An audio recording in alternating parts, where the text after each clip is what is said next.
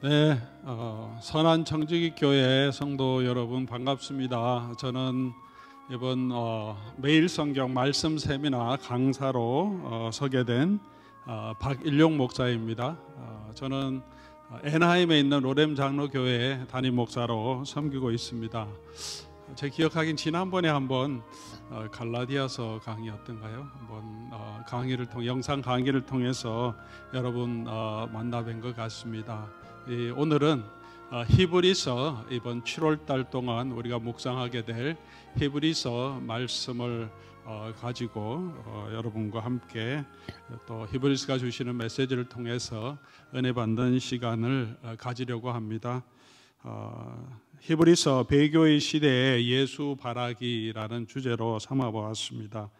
이 주제는 우리 성서 유니온을 서부 지역 성서 유니온을 섬기는 우리 민종기 목사님, 또 이상명 장신대 총장님, 그리고 풀러 신학교 교수로 섬기시는 신운길 목사님, 저 그렇게 네 명이서 우리 히브리서에 대한 우리 책을 쓴 것이 있습니다. 그 책 제목이 히브리서 배교의 시대 예수 바라기란 책입니다. 오늘 강의와 함께 이렇게 크지 않아서요 읽기 쉽습니다. 혹시 기회 되시면 이 책을 강의와 함께 참고해 주시면 좋겠습니다.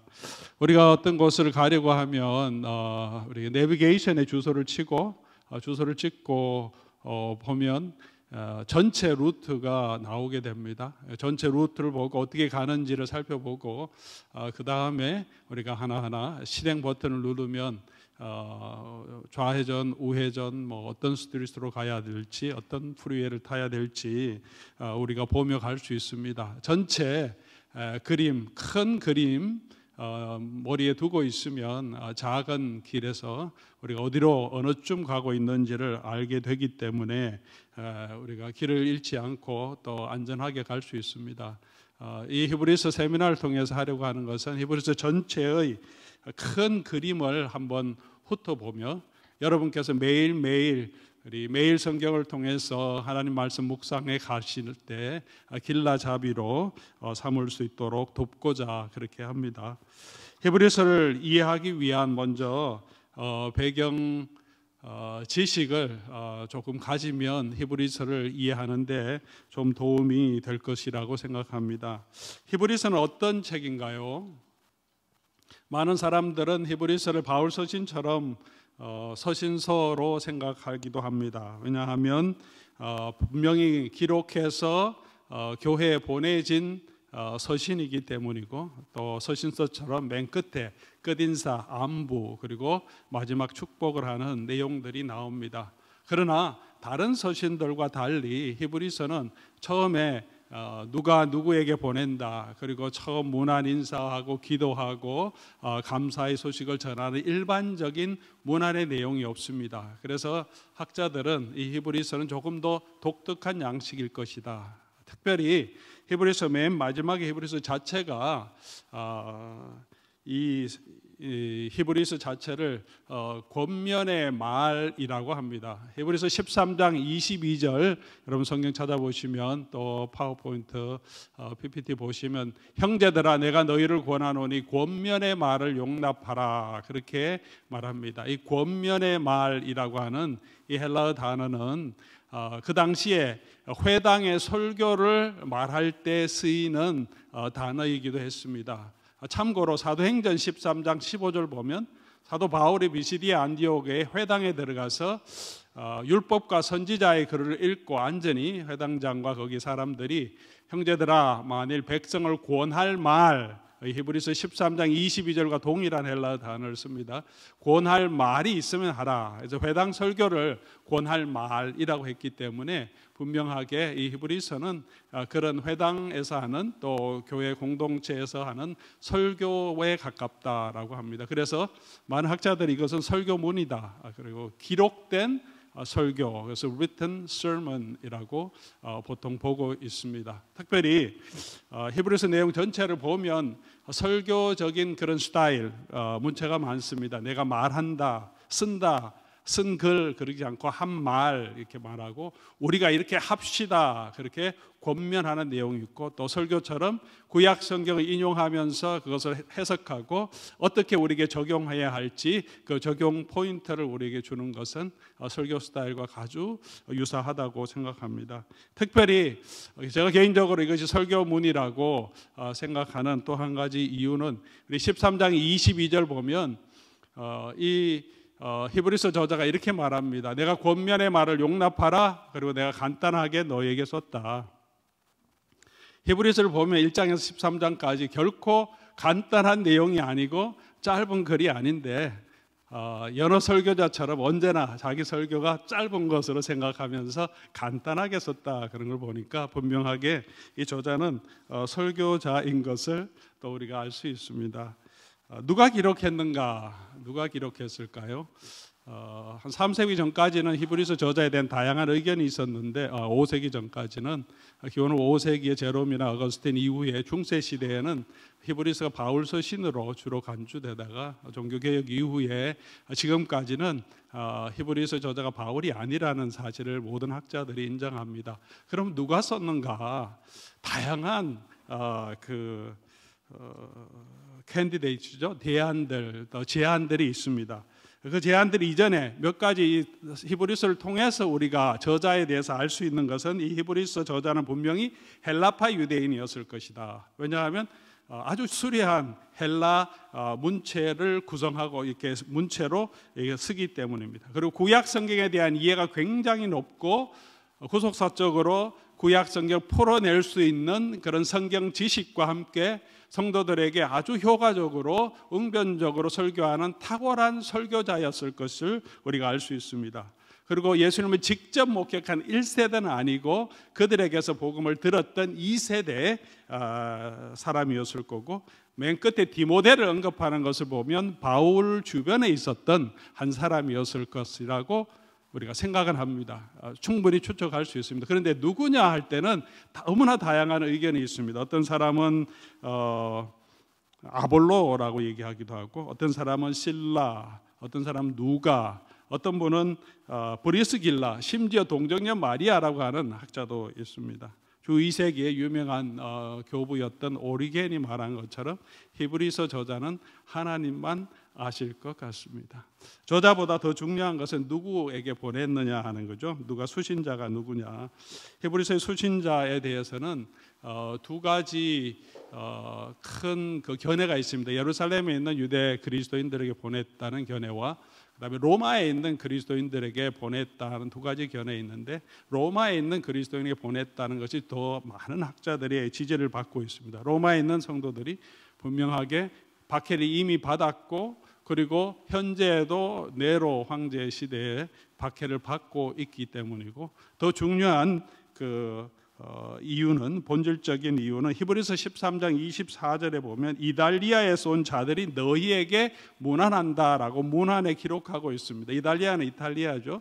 이탈리아에서 온 성도들이 이 저자와 같이 있는데 이 편지를 보내는 수신자들에게 그들이 당신들에게 문안합니다 하는 것은 그들 동네 이탈리아 지방에서 왔기 때문에 그들과 잘 알기 때문에 친분이 있기 때문에 그들에게 문안합니다 하는 것을 썼다고 생각되기 때문에 아마도 로마에 있는 교회에 편지를 보냈고 그렇다면 60년대 후반 네로 황제의 핍박이 아주 심할 때 또 그 후쯤 될 것이라고 생각합니다.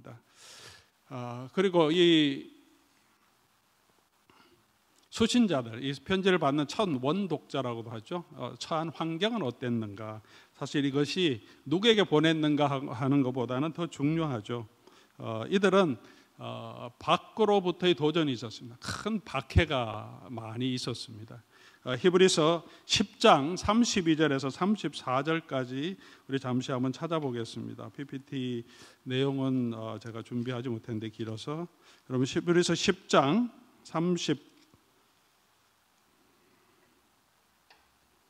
34절부터 보면 너희가 갇힌 자를 동정하고 갇힌 자가 있다는 거죠. 그리고 너희 소유를 빼앗기는 것도 기쁘게 당한 것은 그들이 경험했던 일을 기록하고 있습니다. 또 히브리서 11장 35절부터 보면 여자들은 자기의 죽은 자들을 부활로 받아들이기도 하며 또 어떤 이들은 더 좋은 부활을 얻고자 하며 심한 고문을 받되 구차히 풀려나기를 원치 아니하고 36절이죠. 또 어떤 이들은 조롱과 채찍질 뿐만 아니라 결박과 옥에 갇히는 시련도 받았으니 돌로 치는 것, 톱으로 켜는 것, 시험, 칼로 죽임을 당하고 양과 염소의 가죽을 입고 유리하며 궁핍과 환난과 학대를 받았다.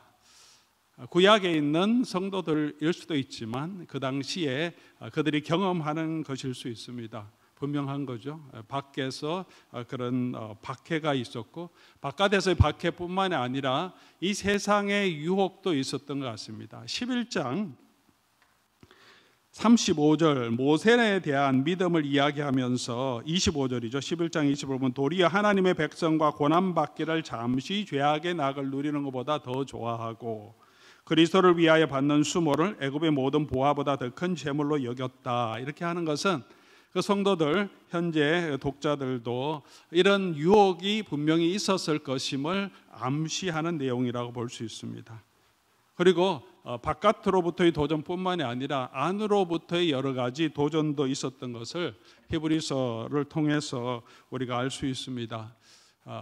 보이는 확실한 소망이 없어서 흔들리고 있었던 것이 분명하고 그리고 신학적인 지식이 부재했다. 아직도 어린 아이처럼 젖만 먹는다. 좀 단단한 것, 신학적인 지식, 특별히 예수 그리스도 기독론에 대한 조금 지식이 너희가 더 필요하다. 이렇게 권면하는 것을 보면 성도들이 신학적인 지식이 좀 부재했던 것 같고 게으르지 말라고 얘기하는 거 보면 게으른 사람도 있었고 죄의 유혹이 있었던 것을 볼 수 있습니다. 그리고 예배를 등한시해서 모이기를 패하는 어떤 사람의 습관과 같이 하지 말라고 하는 것을 그런 사람들도 있었던 거죠. 그래서 이들이 처한 환경은 바깥에서 굉장한 그냥 작은 박해가 아니죠. 생명을 빼앗고 재산을 몰수하는 것 같은 세상에서 웃음거리가 되는 것 같은 강력한 외부적인 도전 그리고 세상의 즐거움, 로마의 평화, 부유함에 대한 엄청난 또 그 유혹이 있었고 안으로도 교회 안으로도 문제를 안고 있었던 것입니다. 이런 수신자들에게 이 히브리서 저자는 그들이 더 믿음 안에 굳건하게 서도록 우리가 권면하고 있습니다. 오늘날 저와 여러분들도 히브리서의 원독자와 같은 시대 상황에 있는 것 같습니다. 어떤 선교 대회의 주제가 변화하는 세상, 변치 않는 복음이라는 주제를 가지고 선교 대회를 한 때도 있습니다. 세상은 변화하지만 복음은 변치 않는다. 그래서 이 변치 않는 복음을 오늘 이 시대에도 증거해야 된다라는 뜻인 것 같습니다. 그러나 이 세상의 시대 조류는 변하더라도 세상의 정신, 이 땅의 세속적인 정신은 그렇게 달라지지 않는 것 같습니다. 2000년 전의 초대교회나 중세 시대나 또 종교개혁 시대나 지금 21세기를 사는 우리도 여전히 이 세상의 조류 안에 있습니다. 그런 세상의 그 압박이 있고 유혹이 있고 또 교회 안쪽으로는 내적으로는 우리가 보이는 확실한 소망이 없어서 성도들도 뭔가 보이는 확실한 소망을 잡으려고 하죠. 성상을 만들고 페인트를 그리고 뭔가 우리가 붙들 수 있는 어떤 것들을 우리가 자꾸 소망하는 것도 보이지 않는 부활하신 예수님을 뭔가 확실하게 붙들 수 있는 보이는 어떤 것을 찾는 사람의 본질적인 욕구 때문에 그렇죠. 신학적인 지식이 부족한 것도 오늘 이 시대에 아주 중요한 문제입니다. 우리가 게으른 것도 있고 모이기를 힘쓰지 않는 부분도 있고 죄의 유혹은 언제나 우리에게 있습니다. 죄를 더불어서 피 흘리기까지 싸우지 않는다고 히브리서의 그 저자 설교자가 책망하는 것처럼 오늘 우리는 얼마나 죄를 향하여서 정말 피 흘리기까지 그렇게 싸우고 있는가. 이 수신자들이 처한 초대교회의 상황과 오늘 21세기 우리의 삶과 별로 차이가 없다는 것은 이 히브리서 메시지가 여전히 저와 여러분에게도 유효한 말씀이고 오늘 우리가 이 히브리서를 묵상하면서 이 히브리서 저자가 우리에게 주고자 하는 그 메시지, 그 권면을 오늘도 우리가 받고 그대로 살아야 할 필요가 있습니다. 자, 그렇다면 자, 히브리서의 핵심 메시지는 무엇인가? 그 핵심 메시지는 히브리서 8장 1절을 보면 우리가 알 수 있을 것 같습니다. 우리 같이 한번 보겠습니다. 한번 읽어볼까요? 히브리서 8장 1절. 지금 우리가 하는 말의 요점은 이러한 대제사장이 우리에게 있다는 것이라. 그는 하늘에서 지극히 크신 이의 보좌 우편에 앉으셨느니라. 여기서 이 말의 요점이라고 할 때 이 요점이란 헬라어 단어는 메인 포인트라고 해석할 수 있습니다. 지금 이 설교자가 지금 하는 내 말의 지금 핵심 포인트, 메인 포인트가 뭔지 아십니까? 우리에게 이런 대제사장이 있다는 것. 여러분 이거 보고 그분이 어떤 분이냐면 지금 하나님 보좌 우편에 앉아 계신 하나님의 아들이다. 그러므로 믿음을 떠나지 말고 이 믿음 위에 굳건하게 서라. 그것이 이제 메인 핵심 메시지죠. 이 핵심 메시지가 예수님이 우리의 대제사장이라는 이 핵심 메시지가 5장 이후에 히브리서의 여러 주제 중에 하나가 아니라 처음부터 끝까지 핵심 주제임을 히브리서 저자의 그 권면을 통해서 우리가 알 수 있습니다. 예수님 대제사장이라고 하는 것은 3장 1절에 이미 제시됩니다. 그러므로 함께 하늘에 부르심을 받은 거룩한 형제들아, 우리가 믿는 도리의 사도시며 대제사장이신 예수를 깊이 생각하라. 그리고 바로 4장에 들어가서 마지막에 그러므로 우리에게 큰 대제사장이 계시니 승천하시니 곧 하나님의 아들 예수다.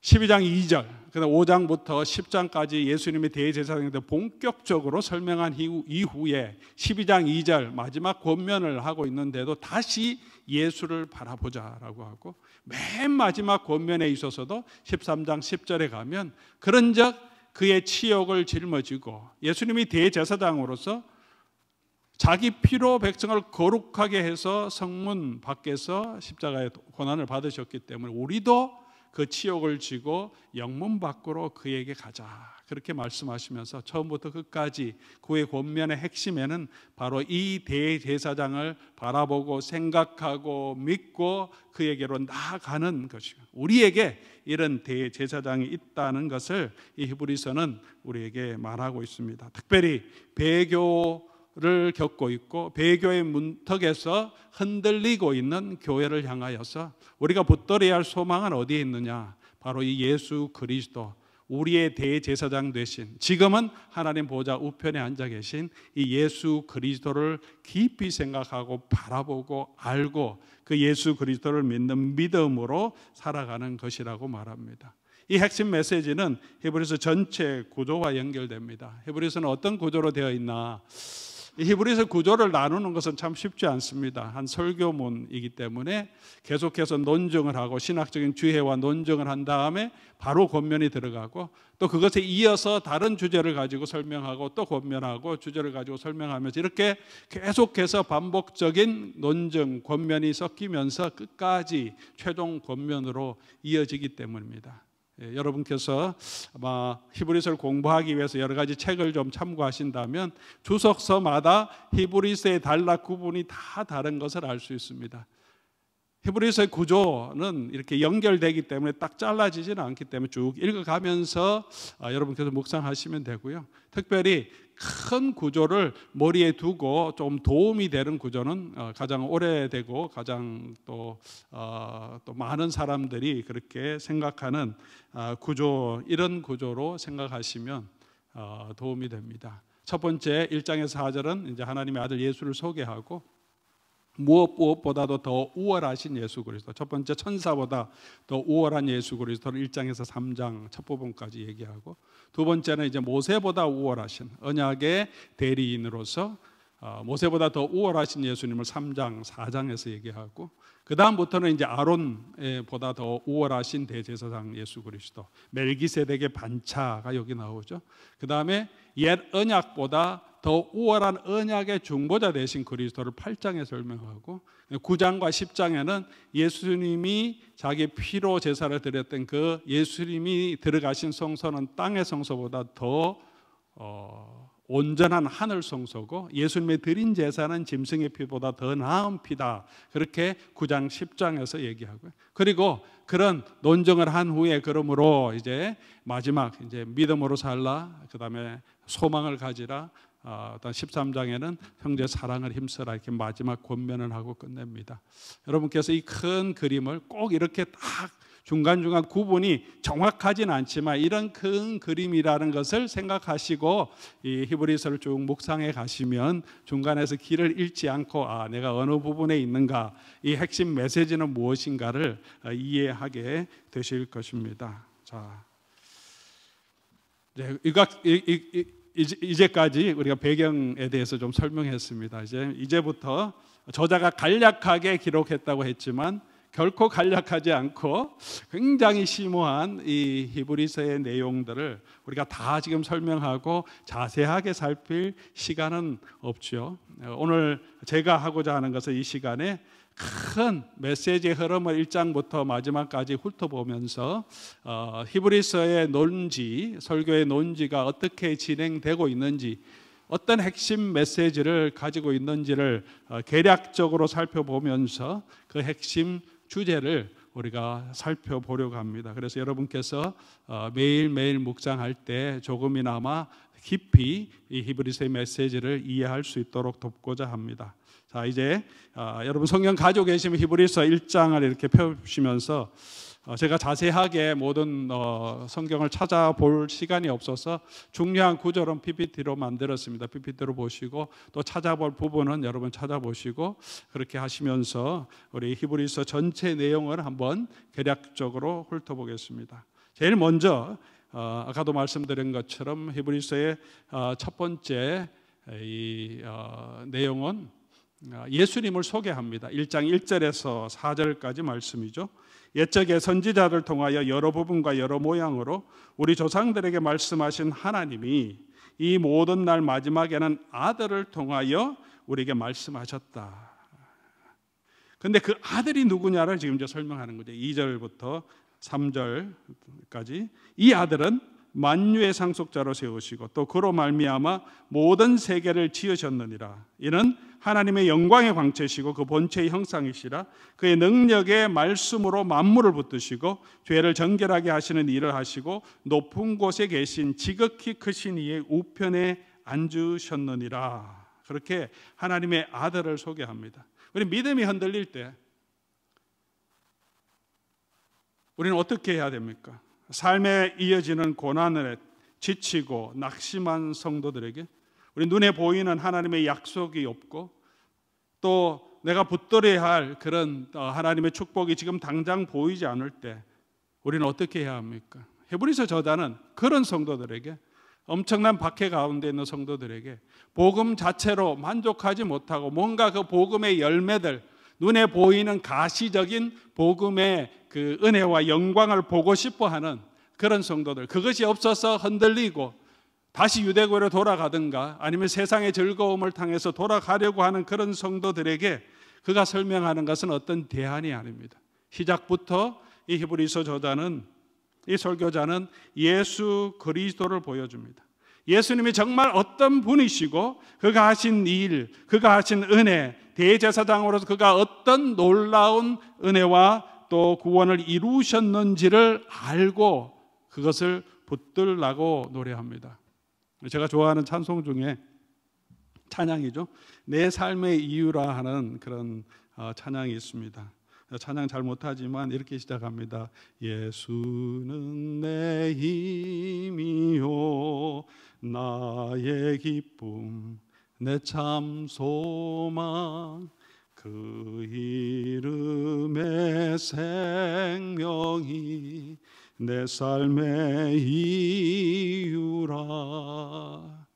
더 하면 아마 여러분 욕하실 것 같아서 그만하겠습니다.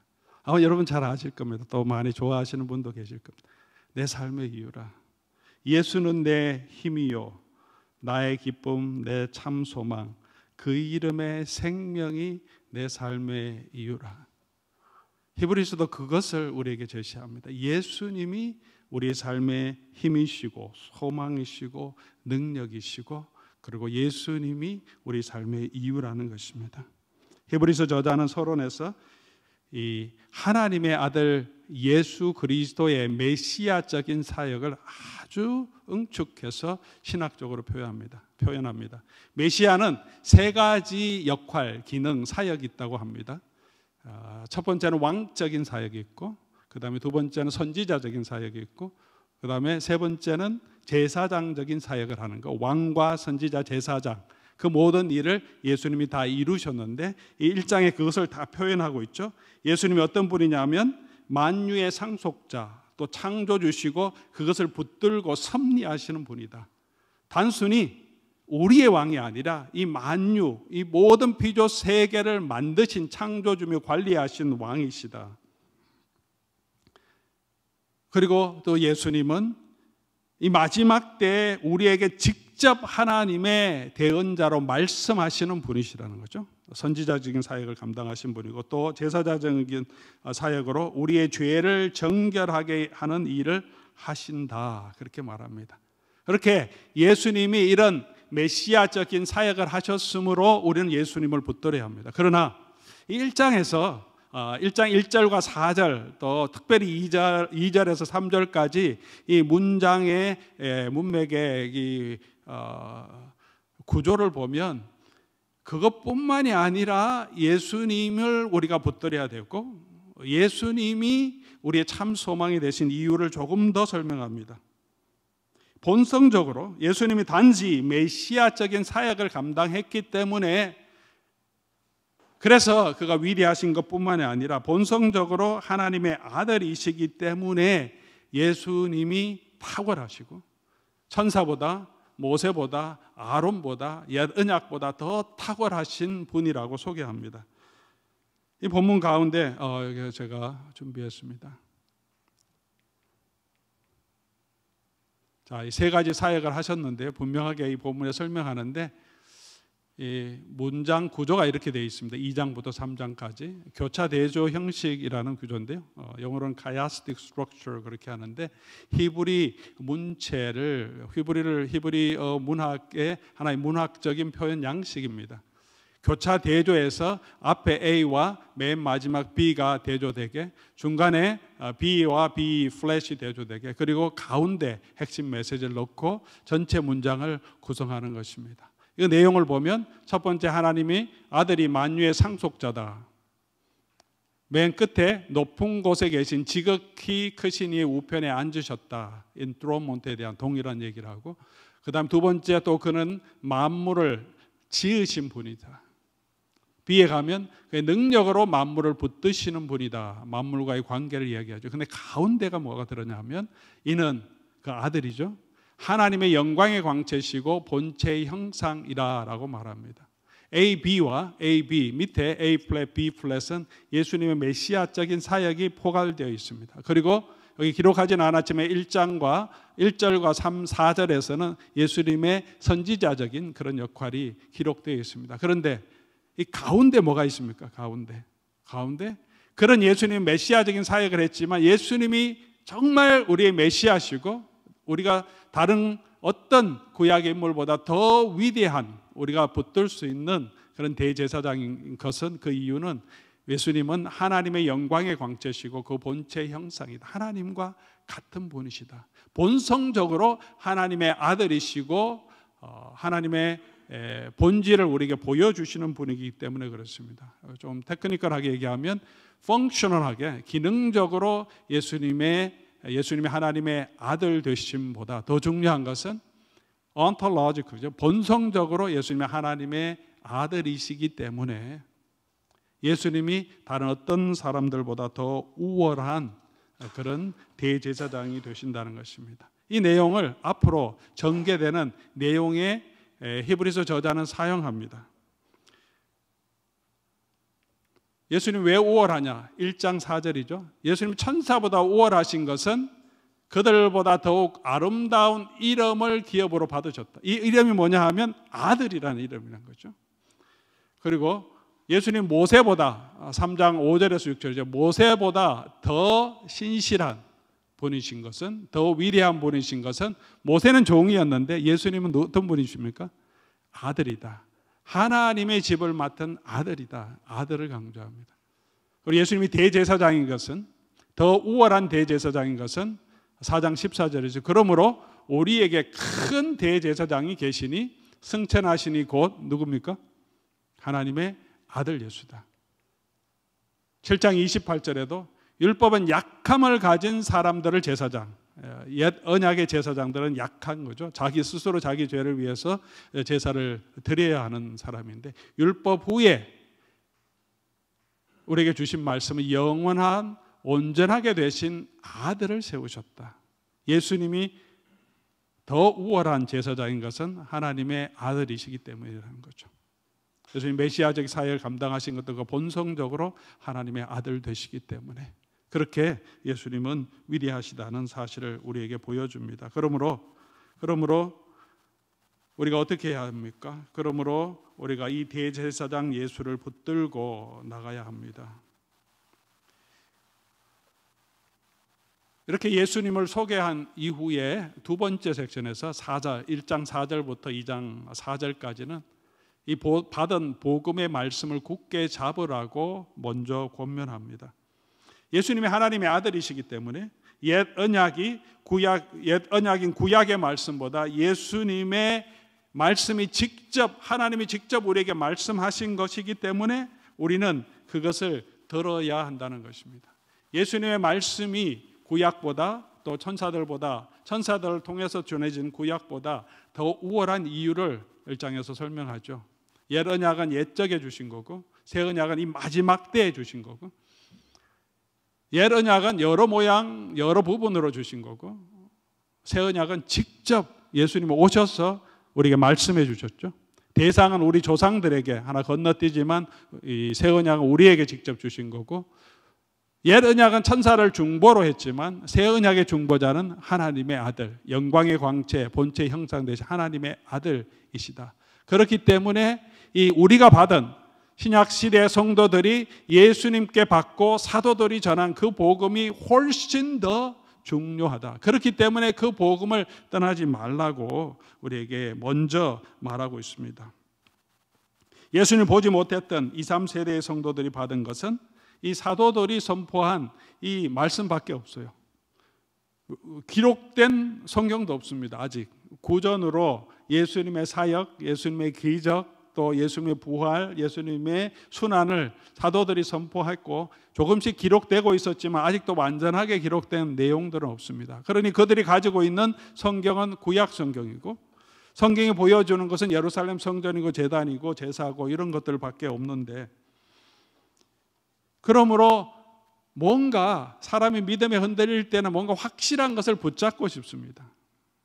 요즘도 그런 분들이 많죠. 신앙생활 하면서 하나님 말씀 있지만 하나님 직접 나타나셔서 기도할 때 음성을 주시면 좋겠다. 꿈이나 환상으로 뭔가 말씀해 주시면 좋겠다. 구약 성경은 이미 기록되어 있고 그것은 천사를 통해서 우리에게 주어진 것, 하나님의 권위가 있는 것 같은데, 신약 성경의 말씀은 그냥 사도들이 그냥 전해주고 기록된 것도 없으니 믿음이 흔들리고 자꾸 옛 언약으로 돌아가고 싶은 그런 마음이 생긴 거죠. 천사들이 전해주는 것처럼 지금도 어떤 꿈과 환상에는 직접적으로 우리에게 보여주는 그런 것이 있었으면 좋겠다, 그런 마음이 있을 수 있습니다. 그런 성도들에게 히브리서는 계시의 전달자로서 예수님이 우리에게 주신 그 예수님의 메시지를 전하는 사도들의 복음이 더 우월하다고 얘기한 것입니다. 그것을 이제 1장 4절부터 2장 4절까지 이 구약 성서를 가지고 우리에게 증명해 나갑니다. 예수님이 천사들보다 더 뛰어나신 것은 하나님이 직접 낳은 아들이시기 때문에 그렇죠. 예수님이 만유의 상속자이시고, 예수님이 경배의 대상이고 영원한 왕이시고, 또 1장 3절에 이미 얘기한 것처럼 하나님의 영광의 광채 형상이시고 하나님의 우편에 앉아 계신 분이에요. 천사들은 어떻습니까?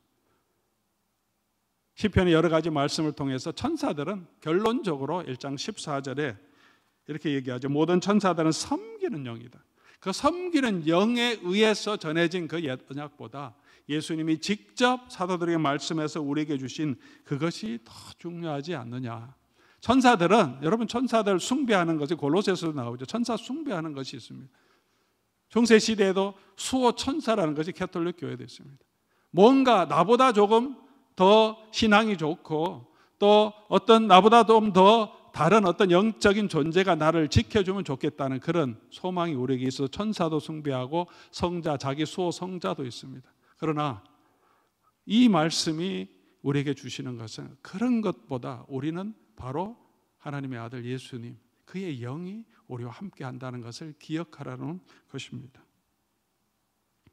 그 예수 그리스도가 계심에도 다시 천사들이 주는 어떤 계시로 돌아가는 것은 어리석은 것일 뿐입니다. 그러므로 이제 2장 1절에 그렇기 때문에 예수님이 계시의 전달자로 천사보다 더 위대하시기 때문에, 더 탁월하시기 때문에 우리 어떻게 해야 합니까? 2장 1절 바로 이제 권면으로 들어가죠. 그러므로 우리가 들은 것을 더욱 유념함으로 우리가 흘러 떠내려가지 않도록 조심하라.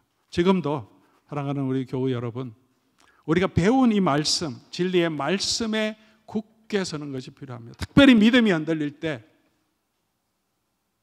우리는 다시 예수 그리스도를 바라보고 우리에게 전해주신 이 십자가의 도, 이 신약의 말씀을 굳게 붙잡고 견고하게 서야 합니다. 그렇게 말한 후에 이제 두 번째로 이 시편의 기자는 들어가죠. 2장 5절부터 3장 1절까지.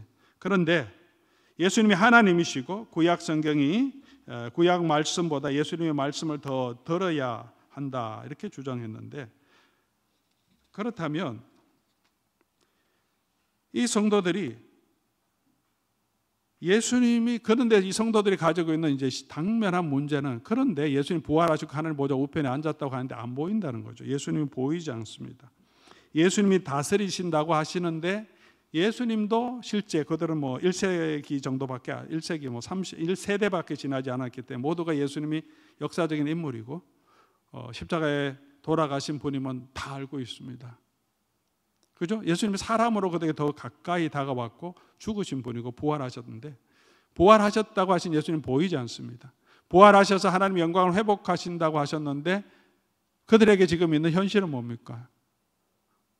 막 끌려가고 재산도 뺏기고 검토장에 던져지는데 도와주는 사람이 아무도 없습니다. 예수님 나타나지도 않습니다. 세상의 권력은 더 막강해 보입니다. 조롱과 멸시, 구경거리를 당해도 아무런 도움이 없는 그런 현실을 살아가고 있습니다.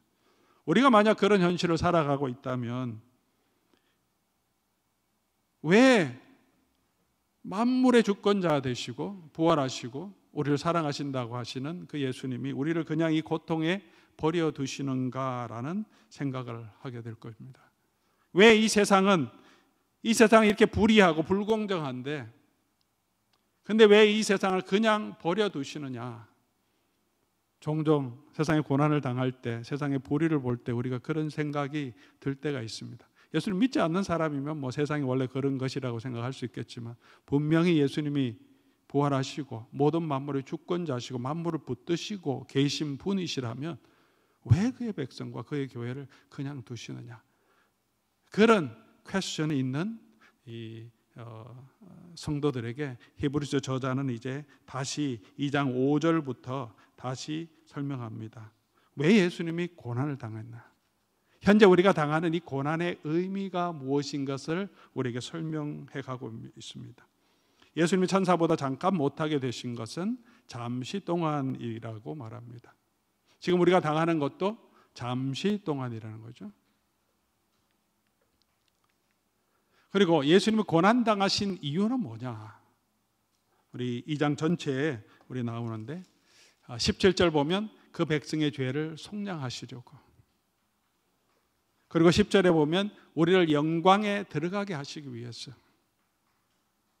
그 14절 15절 보면 죽음의 세력을 잡은 자, 마귀를 멸하고 죽기를 무서워하는 한평생 종노릇하는 모든 자를 놓아주시기 위해서, 그 죽음을 이기시기 위해서 예수님이 그 죽음으로 들어가셨다는 거죠. 그 죽음 아래 들어가셨다가 다시 죽음을 이기시고 부활하심으로 사탄과 마지막 원수라고 하는 이 죽음을 이기셨다. 그러기 위해서 예수님이 고난을 당하셔야 한다는 것입니다. 그리고 예수님께서는 고난 당함은 이 고난을 통하여서 온전하게 되셨다라고 14절 또 15절에 말합니다. 그리고 그렇게 되셨기 때문에 우리 시험 당하는 자를 능히 도우실 수 있다라고 말합니다. 우리를 온전하게 하시기 위해서, 구원을 이루시기 위해서 십자가의 히브리서 저자는 이 고난이 반드시 필요한 것이라고 설명해 갑니다. 예수님께서도 이런 죽음의 고난을 받음으로 말미암아 2장 9절이죠. 영광과 존귀로 관을 씌우셨다. 그렇기 때문에 우리도 고난을 통해서 온전하게 된다라고 10절에 말합니다. 그 일을 고난을 통해서 우리를 온전하게 하기 위해서 예수님께서 10장 우리 아주 10절 2장 10절 한번 보겠습니다. 그러므로 만물이 그를 위하고 또한 그로 말미암은 이가 많은 이들을 이끌어 영광에 들어가게 하시는 일에 그들의 구원의 창시자를 고난을 통하여 온전하게 하심이라. 그죠? 고난을 통하여 온전하게 하심이 합당하다. 우리를 이끌어서 고난을 통해서 온전하게 하시는 이 일을 하기 위해서 예수님의 구원의 창시자라고 설명합니다.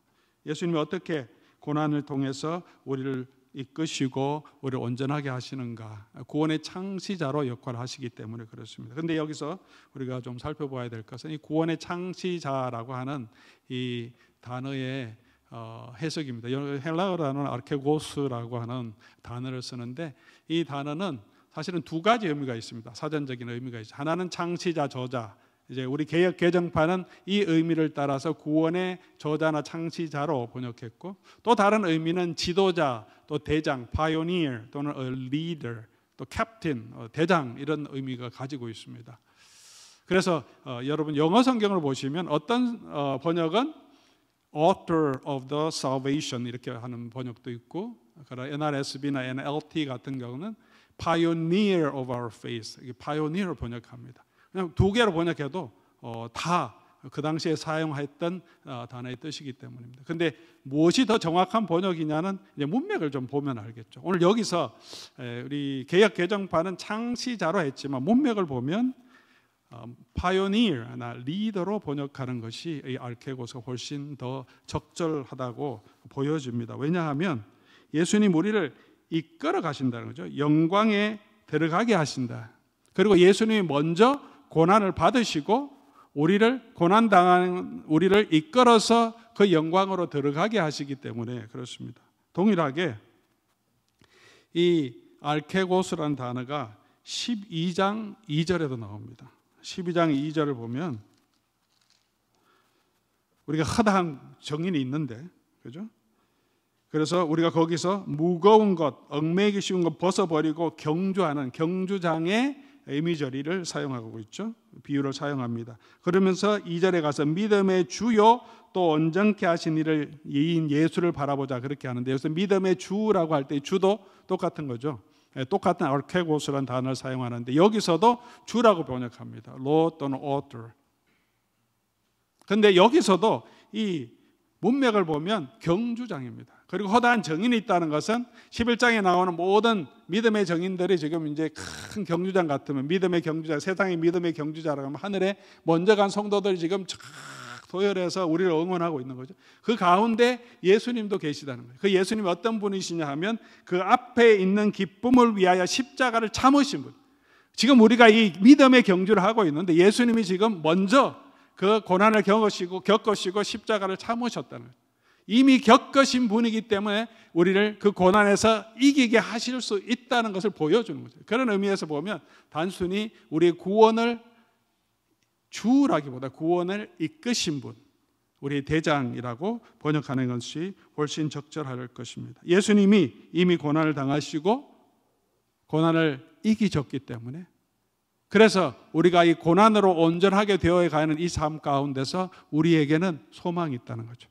무슨 소망이냐 하면 우리를 도우시는 예수 그리스도를 우리가 바라볼 수 있습니다. 예수님이 우리의 믿음의 대장 되시기 때문에 예수님이 단지 우리의 죄를 위하여 죽으시고 우리 구원을 완성하신 분뿐만 아니라 고난 가운데 있는 성도들을 그 고통을 동정하시고 능히 도우실 수 있는 분이라고 말합니다. 예수님 미리 이미 겪으셨기 때문에. 그래서 우리에게 히브리서자는 돕는 은혜를 얻기 위하여서 은혜의 보좌 앞으로 담대히 나아가라라고 권면합니다. 그래서 사랑하는 교우 여러분, 우리가 이 땅을 살아가면서 또 하나님 일을 하면서 당장 하나님의 나라가, 하나님의 영광이 임하지 않을 때 우리 믿음이 흔들릴 때가 있습니다. 당장 이 고난에서 예수님 우리를 구원해 주시지 않는다고 우리 마음에 불평할 때가 있습니다. 왜 하나님 나를 버리셨습니까? 왜 하나님 나를 도와주지 않습니까? 왜 예수님이 우리를 섬기라고 보낸 천사보다 못하게 되시고, 왜 지금 왜 예수님이 십자가의 고난을 당하셔야 했는지를 우리가 깊이 생각해야 봅니다.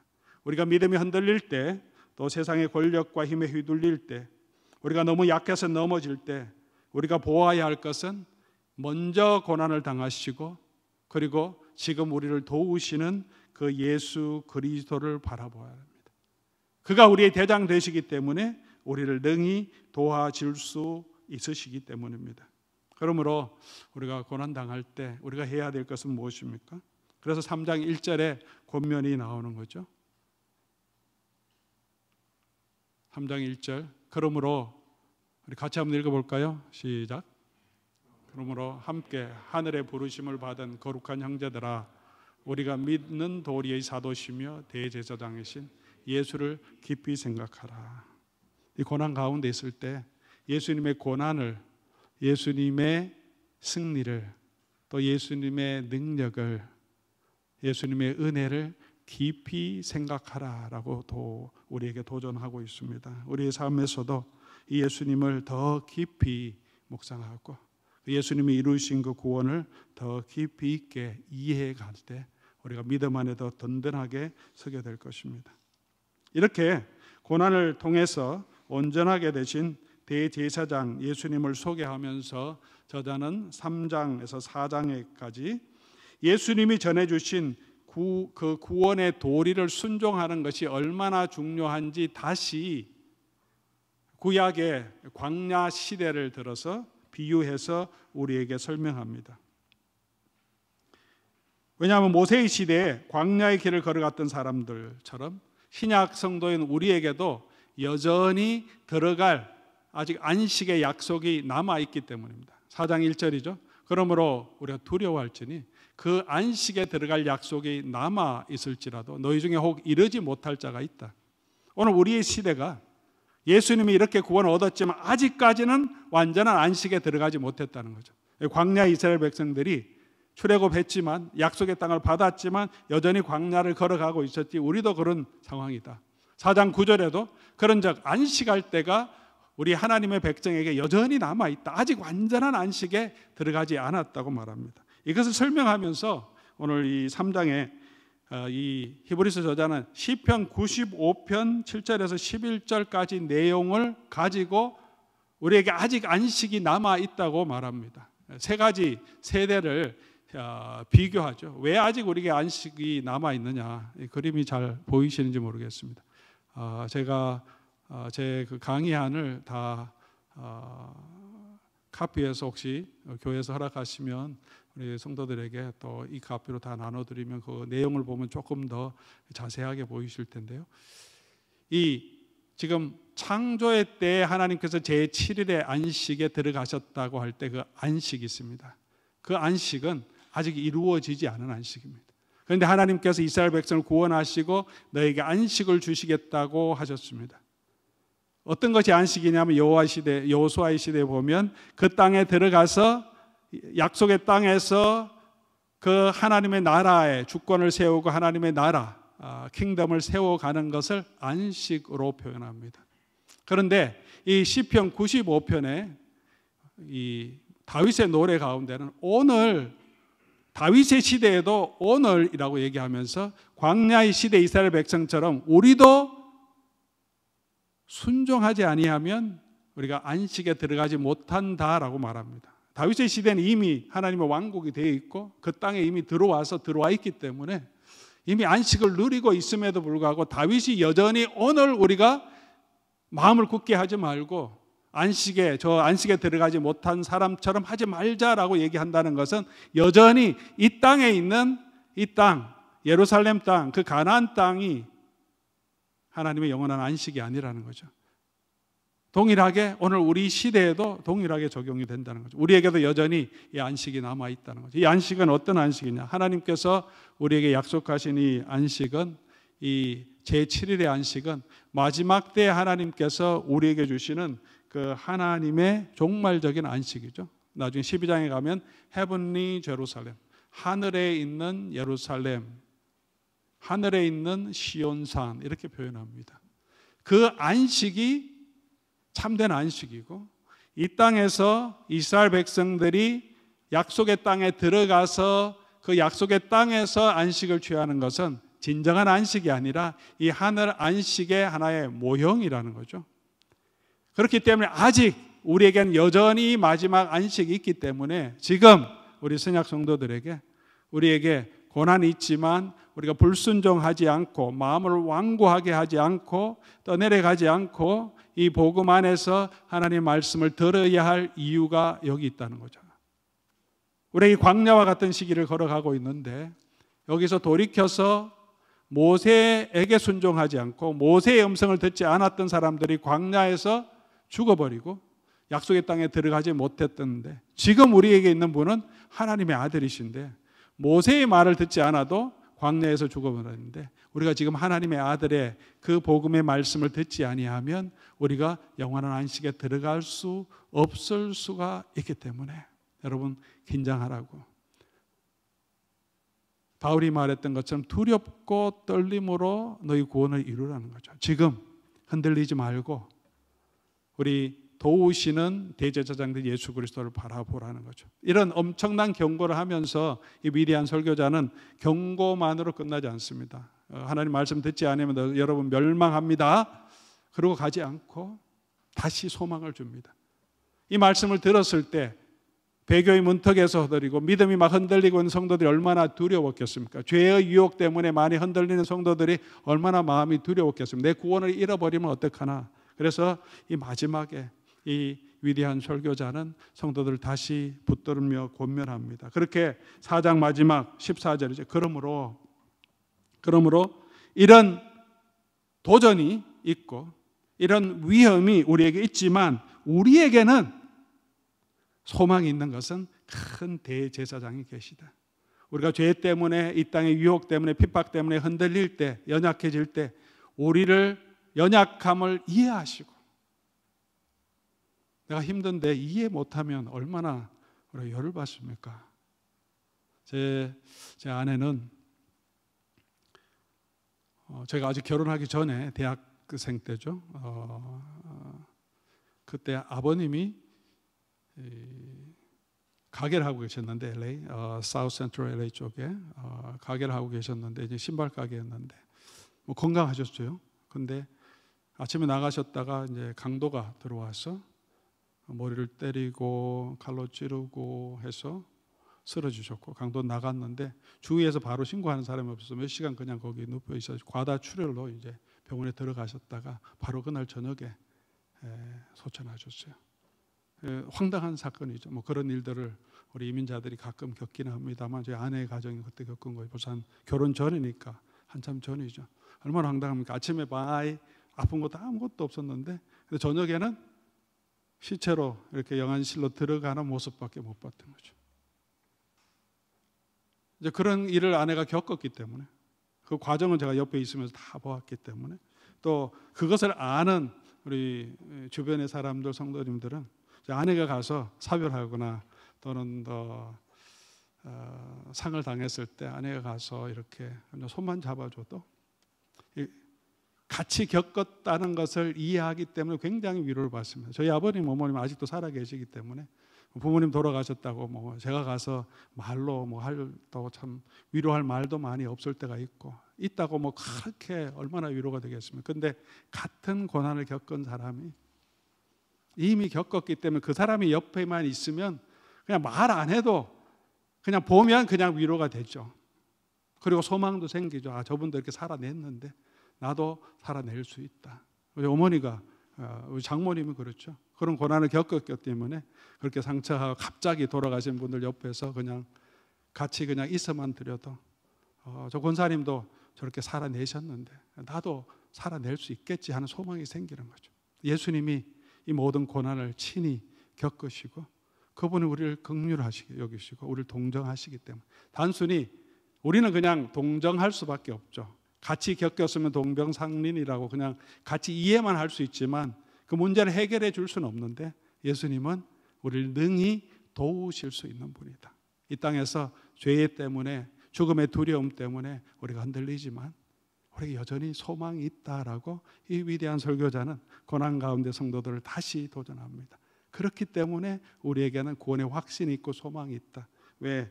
그러므로 긍휼하심을 받고 때를 따라 돕는 은혜를 얻기 위하여 은혜의 보좌 앞으로 담대히 나아가라. 나아가면 그가 우리를 도우신다는 거예요. 우리에게 이런 위대한 대제사장, 고난을 겪으시고 우리를 도우시는, 또 우리를 완전한 곳으로 이 고난을 통과해서 예수님이 들어가신 그 하나님의 나라의 영광, 그 기쁨을 우리에게 주시도록 우리의 믿음의 대장 되신 예수님이 우리의 대제사장이 되어서 우리 곁에 계시고 우리가 그 앞으로 담대히 나아갈 수 있다는 거죠. 그렇게 담대히 나아가라고 이 4장을 그렇게 또 권면합니다. 그리고 5장부터 이제 본격적으로 그럼 그 예수님이 어떤 분이시냐, 어떤 대제사장인가를 우리에게 설명합니다. 5장, 6장, 7장, 6장에서는 잠깐 또 다른 주제를 잠깐 다룬 다음에 7장에 다시 돌아오죠. 8장, 9장, 10장 이제 핵심적인 내용이죠. 예수님이 얼마나 위대한 대제사장인가 본격적으로 설명하고 합니다. 첫 번째는 몇 가지 나오는데 첫 번째는 아론보다 더 우월한 대제사장 예수 그리스도이심을 우리 5장 또 6장 잠깐 쉰 다음에 7장으로 넘어가서 설명합니다. 왜 예수님이 이 제사장이라면 아론의 자손이어야 된다고 우리가 다 알고 있는데 갑자기 예수님을 어떻게 제사장이라고 얘기하냐, 무슨 근거로 얘기하냐, 그런 질문에 이제 이 히브리서 저자가 논증하는 거죠. 제사장이 되려면 스스로 되지 못한다는 거죠. 5장 1절부터 그 얘기를 하는 거죠. 자기가 스스로 되지 못한다. 아론의 제사장도 하나님께서 선택하신 거다. 그렇기 때문에 예수님도 하나님께서 불러주셨기 때문에 그러니까 가능하다. 예수님은 그냥 단순히 제사장이 아니라 아들로 불러주셨다. 5장 5절에서 이와 같이 그리스도께서 대제사장이 되시면 스스로 영광을 취함이 아니요 오직 말씀하신 그가 이르시되 너는 내 아들이니 오늘 내가 너를 낳았다. 그게 자격이다. 두 번째는 아론의 자손이 되어야 되는 반차를 따라야 되는데 다른 반차로 대제사장이 되는 길이 성경에 있더라는 거죠. 그게 뭐냐면 멜기세덱의 반차를 따라 예수님은 대제사장이 되었다라고 주장합니다. 멜기세덱이 어떤 분인지를 이제 6장 지나가면서 7장까지 설명합니다. 그 설명의 내용은 예수님이 왜 멜기세덱보다 더 아론의 자손들보다 더 위대한 그런 제사장인가? 너무너무 맞습니다. 멜기세덱을 반차를 쫓는 제사장. 왜냐하면 멜기세덱은 아브라함에게 11조를 받았습니다. 아브라함을 축복했습니다. 멜기세덱은 성경에 나오는 대로, 원래 그렇다는 것이 아니라 이제 성경에 나오는 대로 그렇다는 거죠. 족보도 없고 이름도 없고 생명도 없고 영원한 제사장처럼 그렇게 기록되어 있어요. 그처럼 예수님은 멜기세덱의 반차를 구약에서 시편에서 얘기한 것처럼 멜기세덱의 반차를 따라서 제사장이 되었고 그렇기 때문에 아론의 자손의 이 제사장 라인보다 훨씬 더 위대하다. 왜냐하면 아브라함과 비교하는 거죠. 아론 자손은 레위 지파인데 레위는 아브라함의 손주잖아요. 그 아브라함이 멜기세덱에게 11조를 드리고 멜기세덱이 축복했다면 누가 더 높으냐? 예수님은 그런 멜기세덱의 반차를 쫓아왔기 때문에 이 아론의 제사장직보다 훨씬 더 위대한 탁월하신 제사장이 된다는 것을 이제 7장까지 설명하고요. 조금 빨리 가겠습니다. 그 다음에 언약 있죠. 옛 언약보다 예수님은 더 나은 새 언약의 중보자가 되신다는 것을 우리가 그 다음에 8장에서 설명합니다. 옛 언약은 어떻습니까? 8장 7절 8절 보면 온전하지 못합니다. 옛 언약은 낡았고 없어져 가는 것인데, 새 언약은 어떤 언약이냐? 온전하고 영원한 기업의 약속을 가지고 있습니다. 옛 언약은 먹고 마시고 씻는 육체의 예법인데, 새 언약은 어떤 거냐? 우리의 마음과 또 생각을 새롭게 하는 능력을 가지고 있습니다. 또 예수님이 이루신 그 새 언약은, 옛 언약은 1년에 한 번 성소에 들어갈 수밖에 없는데, 이제 이 새 언약으로 예수님은 이 새 언약을 주셨는데, 우리가 이 새 언약에 의하면 담대하게 언제나 성소에 들어갈 수 있다는 것입니다. 예수님은 바로 이 새 언약의 중보자가 되신다는 거죠. 또 성소에 대해서 우리 9장과 10장의 성소와 제사에 대해서 계속해서 설명해 가십니다. 성소와 제사에 대해서, 이 땅에 있는 성소는 어떻습니까? 옛 언약의 성소는 이 땅에 있는 것이고 사람이 세운 것이고 하늘에 있는 것의 모형과 그림자입니다. 새 언약, 예수님이 들어가신 그 성소는 어떤 성소인가? 그건 하늘에 있는 것이라고 말하죠. 이 창조에 속하지 않은 것, 영원전부터 하늘에 있었던 것, 하나님이 세운 것, 사람이 세운 것이 아니고, 8장 2절을 보면 참것이라고 합니다. True place of God, true tabernacle이죠. 그리고 하늘 그 자체라고 말합니다. 하늘 그 자체. 그리고 이것은 더 크고 온전한 장막이라고 말합니다. 여기서 보면 구약의 옛 언약과 새 언약을 비교하는 것을 볼 수 있습니다. 우리가 보통 이제 그것을 이제 구약에 나오는 모든 제사, 제도 또 인물들은 신약의 예수 그리스도의 모형이다. 예수님이 실체다. 그렇게 해서 모형론으로 성경을 이해합니다. 구속사적인 관점에서 연결시켜서.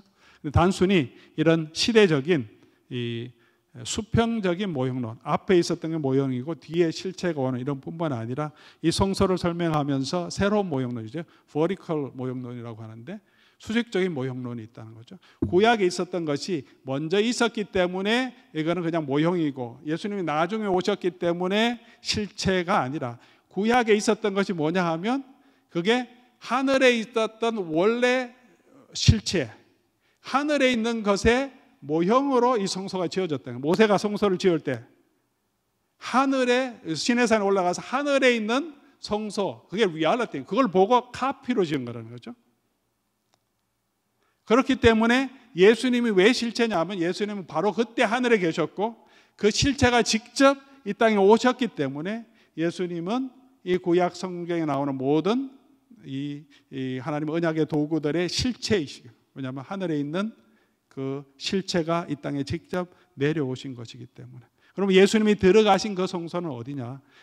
다시 이 땅에 있는 사람이 만든 그 성소에 들어갈 필요가 없다는 거예요. 왜냐하면 하늘에 오셨기 때문에 바로 하늘에 있는 그 실체로 바로 들어가셨어요.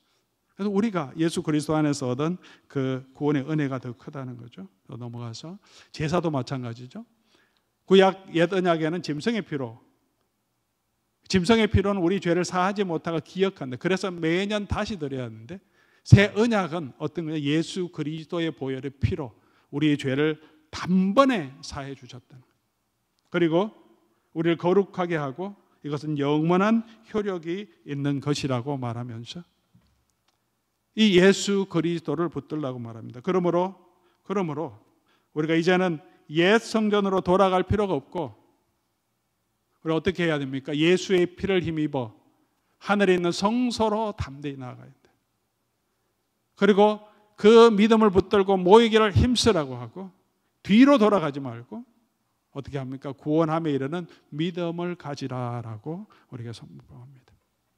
그렇게 설명한 후에 이제 마지막 권면을 하는데, 11장, 12장부터 이 구원함에 이르는 이 믿음이 어떤 것인지 11장에 설명하고, 그 다음에 12장은 그 믿음을 가지고 있었기 때문에 더 나은 본향에 대한 소망을 가지며 살라고 하고, 13장에서는 그러므로 이 땅에서 그 소망을 가지고 형제 가운데서 우리가 사랑하며 살라, 이렇게 믿음, 소망, 사랑 쭉 이어지는 권면이지만 우리가 기억하기 쉽게 나눈다면 그렇게 나눠줄 수 있습니다. 오늘 제가 설명해드린 히브리서 우리 이 책에도 마지막 부분 민종기 목사님이 하신 아주 잘 이 내용들을 설명해 주십니다. 믿음은 뭐냐? 그래서 믿음은 뭐냐?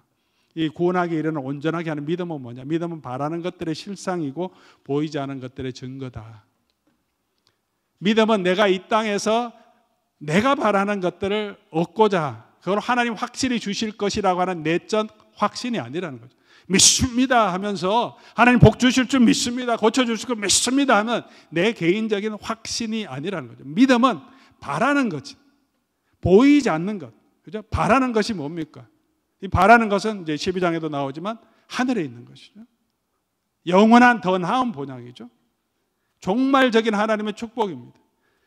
그것이 실체라고 믿는 것이 믿음이라는 거죠. 하나님이 내게 복을 주실 거라고, 이 땅에서 잘 먹고 잘 살게 해주실 거라고 믿는 것이 믿음이 아니라, 성경이 말하는 믿음은, 선진들이 증가한 믿음은 영원한 하늘의 실체를 보는 거죠. 상 주시는 이심을 믿고, 그리고 그 믿음대로 오늘 우리가 살아가야 한다는 거죠. 그게 믿음입니다. 선진들이 이것을 증거했다는 거죠. 여기서 믿음의 데피니션을 얘기하는 것보다는 믿음이 한 일을 우리에게 보는 거죠. 아브라함이, 요셉이, 또 이 모세가, 야곱이 믿음으로 이렇게 했다는 거죠. 이 실체를 믿었기 때문에, 상 주시는 이 더 나은 보장을 믿었기 때문에, 그러므로 지금 먼저 간 성도들도 이 믿음 안에 있었기 때문에 여러분도 이 믿음을 붙들고 살아가십시오. 그렇게 권면합니다. 그리고 그 믿음으로 살아가기 위해서 우리에게는 소망이 있다, 소망이 있어야 한다라고 12장에 얘기합니다. 우리가 여기서 믿음의 경주를 하고 있는데 그 경주에 이기려고 하면 승리하신 예수님을 바라보라. 그래서 12장 2절이죠. 믿음의 주여 온전하게 되신 예수를 바라보라.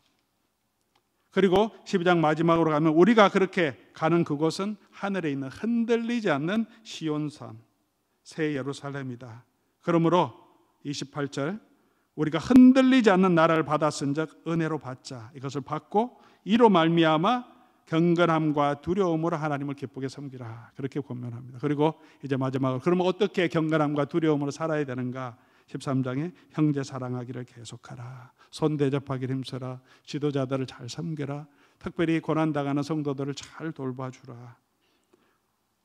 13장 16절에 오직 선을 행함과 서로 나누어 주기를 잊지 말라. 이 같은 제사는 하나님이 기뻐하신다. 오늘 우리가 드려야 제사는 다시 염소야 양의 피, 그 옷, 옛 언약의 제사가 아니라 우리 서로 돕고 서로 섬기는 그런 이 제사다. 이것은 하나님이 기뻐하신다. 그렇게 말합니다. 우리가 두려움으로, 경건함과 두려움으로 하나님을 기쁘시게 하는 방법은 바로 이런 사랑의 삶이다. 예수님의 가르침이고 사도 바울의 모든 가르침이고 또 히브리서의 가르침입니다. 그렇게 살아가도록 권면하며 믿음 안에 서도록 히브리서는 이제 마칩니다. 말씀 맺겠습니다. 시대는 변해도 세상은 변치 않습니다. 초대교회 성도들 당면했던 현실은 21세기 오늘 저와 여러분이 살고 있는 현실이기도 합니다. 우리에겐 보이지 않는 영원한 하나님의 나라를 우리가 소망하며 이 세상을 믿음으로 살아가야 하는데 그게 때로는 쉽지 않습니다. 세상에 유혹이 있고 또 환란이 있고 또 우리 자신이 연약해서 죄에 흔들리기 때문입니다. 광야의 길을 걸어간다는 것은 이스라엘 백성에게도 어려운 일이었고 광야와 같은 삶을 오늘 이 세상을 살아가는 것은 우리에게도 여전히 힘든 일입니다. 이 신앙의 도전 앞에 선 성도들에게 히브리서 저자는 외칩니다. 다시 예수 그리스도를 바라보자. 우리의 대제사장 되신 예수 그리스도가 계시다는 것을 믿고 그 예수 그리스도께서 우리에게 약속하신 더 나은 본향을 바라보고 오늘 그것을 소망하며 사랑으로 섬기며 믿음으로 걸어가라고 말합니다. 앞으로 계속해서 히브리서를 묵상하시면서 우리의 대제사장 되신 예수 그리스도를 더 깊이 묵상하시고 또 그 예수 그리스도로 인하여 믿음으로 승리하는 저와 여러분 될 수 있기를 바랍니다. 한번 기도로 마치겠습니다. 하나님 감사합니다.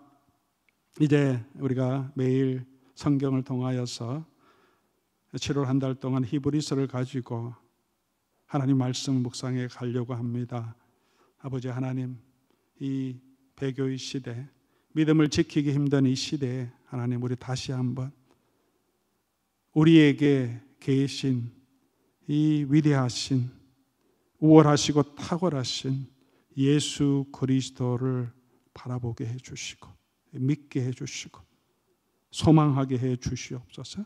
그리고 그 예수 그리스도께서 이루어 주신 그 더 큰 온전한 하늘 성소를 바라보며 믿음으로 예수 그리스도를 따라가는 성도의 삶을 살아가게 하여 주시옵소서. 말씀 묵상 가운데 더 큰 은혜를 우리 성도들에게 허락하여 주시기를 바라오며 예수 그리스도의 이름으로 기도드립니다. 아멘.